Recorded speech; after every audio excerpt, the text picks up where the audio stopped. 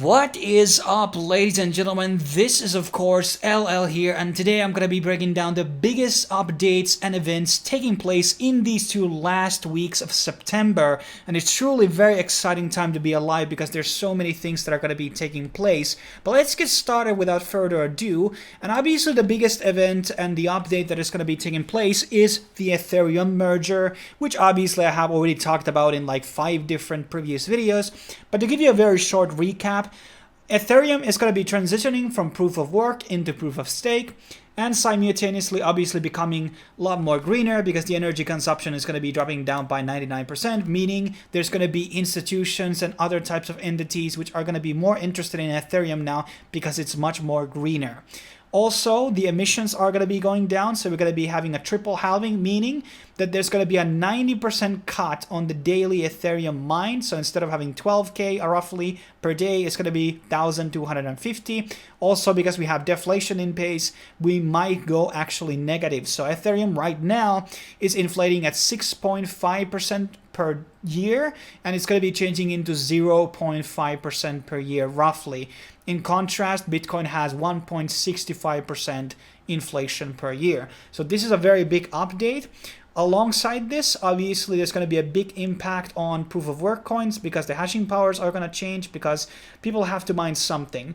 Speculations is that Ethereum Classic will pump because of this update because it's going to be getting more hashing power.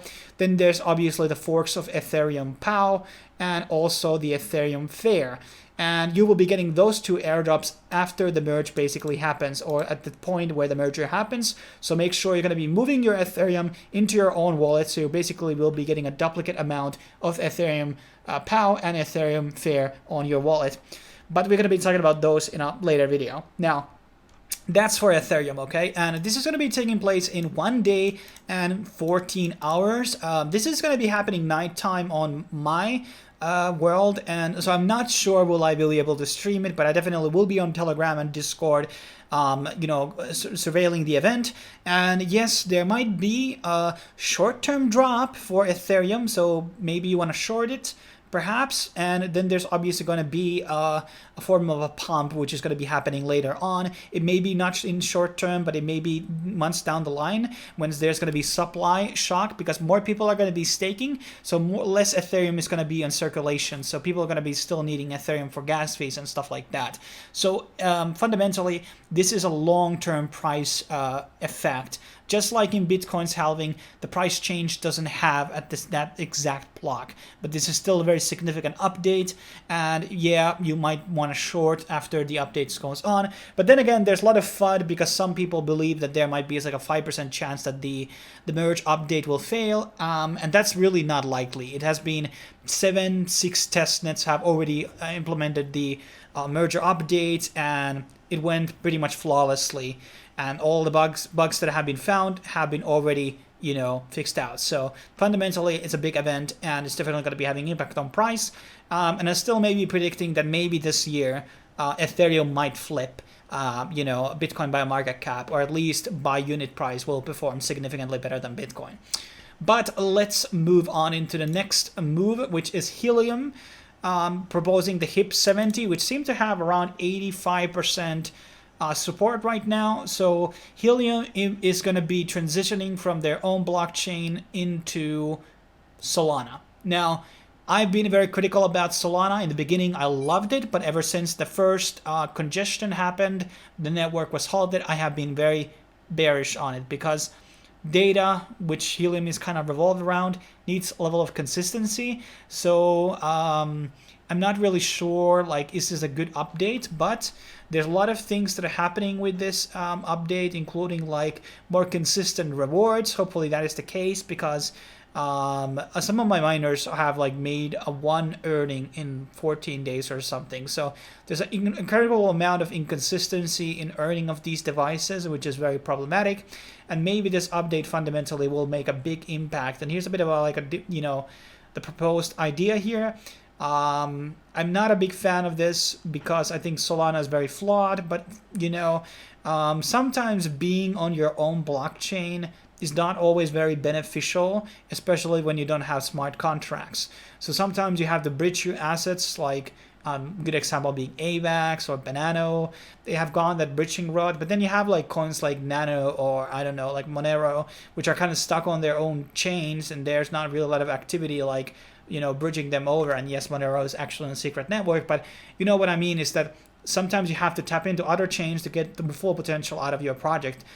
In some ways, these IoT projects don't necessarily need their own chains, and that has been mostly the case with Deeper Network and Planet Watch, for example, which is on Algorand. So this could be good, but it's like Solana has its issues, and I'm hoping that that will not have a bad impact on, you know, validators and everything like that regarding Helium. But this seems to be going through, and you know, as I said, like the voting was like 75 to 25, 25% saying no. I was voting for no for this one, but maybe that was my like knee-jerk reaction. I mean, I still hold Solana, but it's a very risky investment. I find it a very risky chain altogether, and I'm not sure how this is going to be working. But hey, it's still a very big update, and if you are a you know, Helium miner owner, you definitely want to take place in this governance voting. And here's another one, breaking down, and I recommend like reading about it before you vote. That's always something encouraged. That's something I didn't do this time, and that was kind of like a bad fail from my end. But I still am very wary about this update, and basically that, you know, payment consistency can be done without Solana. So have to see how this goes through, but fundamentally could be very bullish, at least for me personally. But and maybe there can be more, you know, partnerships between Solana and Helium down the line. Another very exciting update is that Sweatcoin is finally launching, as actually in like, as of filming this video, in 2 hours. So, well, yeah, and you're going to be getting like 10% of your supply in the beginning, and that you can sell, and it's going to be listed on many exchanges at the very get-go. And remember, they have very big partners here, like NHS, which is like the health you know, association of UK, like government-owned entity, and they're going to be having also kind of like a halving system. So right now, by 1,000 steps, you're going to be getting 1 sweat. But in 2023, you have to like get 4,000 steps to get a 1 sweat. So there's going to be like halvenings on a yearly basis, which is going to be dropping down the reward curve. And there's going to be like deflation mechanisms, among other things, which are going to be very interesting. And I don't know what about the price, but I'm definitely going to be selling my batch today. There's probably going to be perhaps down the line I'm going to be saving more, but I mean, we are getting into that phase 1 now, token generation event. So if you have the Sweatcoin app, remember to download the wallet right now. And as I said, it's on KuCoin, OKEx, FTX, not about OKEx, but a lot of exchanges are going to be implementing it, which is very good in my opinion. So a lot of support here from the get-go. And yeah, we've got 4 hours here before the launch. This actually might be a bit outdated information, but whatever. Something to keep eyes on. And here you can basically get it on your App Store or a Google Play Store. Moving on, we have the Cardano Vassal hard fork.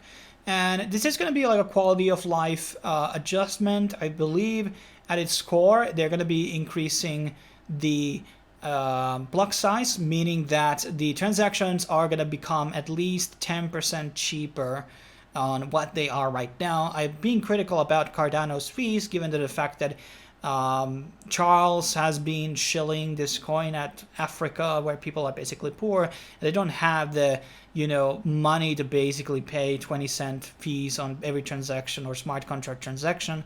That is just not unfeasible for people in third world countries. So this is actually a pretty good thing. It's going to be taking in place in September 22nd. 22nd, and there's also going to be a support for the Bluetooth smart contract language. That might mean that there's going to be more smart contracts and dApps deployed on the network now that it supports 2 different, languages. But this is fundamentally quite big update. Maybe not as big as the last one that they had, the major one. But Vassal, you know, was already delayed once, and hopefully will not be delayed again. And it's been fully launched on the testnet, which is very good. So fundamentally, like, this is a very, you know, small key bullish. I might exit from Cardano altogether, though. I'm not very bullish for the long term, and we can talk about that in another video. But for short term, there's going to be some price buildup for the vessel hard for real for Cardano, I think. So that's a pretty good thing. But let's move on into our last piece of news, which is the Cosmos Verse event, which is going to be taking place in September 26th till 28th on Medellin, Colombia, the home place of Pablo Escobar. And to kind of, summarize what Cosmos is going to be doing, so one of the things that they're going to be launching is the consumer chains.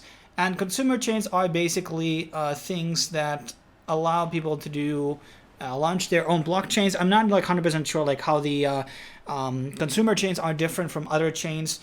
There might be some, I think there was some type of thing that they can leverage the validators on the Cosmos network instead of like doing their own validators. Other update that Cosmos is going to be doing is that they're going to be probably proposing some type of a deflation on the currency, meaning that during the transactions that are being made on the network, there's going to be a portion of that fee that is going to be totally burned out. So there's going to be a deflation mechanism announced for Cosmos, and there's going to be also other updates which we don't know about. There's a multitude of different things, not just those two things that I just mentioned, that are going to be revealed on 26th, and there's probably going to be some partnerships and other things that are going to be revealing and talking about, but this is going to be breaking down a lot of the things that they're basically planning on, and there's a lot of like different partners here which are going to be taking place. Gnoland is something I'm very bullish about, and there's many networks already. Secret is also going to be having an update on the 26th, so expect all or the blue chips that being let me scroll up. So basically Cosmos, Juno, Osmosis especially are going to be seeing price increase if there's going to be very bullish news, and also Secret Network, I believe, because those are kind of like the top 4 blue chip partners that exist in the Cosmos ecosystem, in my opinion. At least I think that Juno and Osmosis are pretty indisputed. Maybe somebody could make the argument that there are other chains that is bigger than Secret, but fundamentally, this is bullish time for Cosmos, and I'm very excited to hear what type of updates they have in store.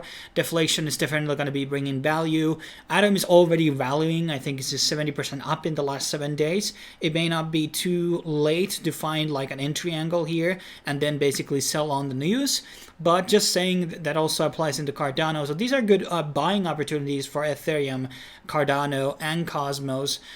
For short term, Ethereum is a bit more longer term hold, but I think there's a lot of exciting things happening this September, and there's obviously going to be things that are going to be taking place at the end of the year as well. But these are the things you're going to want to really pay attention to, because these are the kind of like these are all top 20 projects aside from Helium, and there's going to be a lot of events taking place that are very bullish, and and it's going to be very interesting to see also the whole proof of work, impact on the hashing rates across all the blockchains. So I have to do probably a follow-up video on that later on. But thanks for watching. I will be seeing you guys on the next video. Cheers.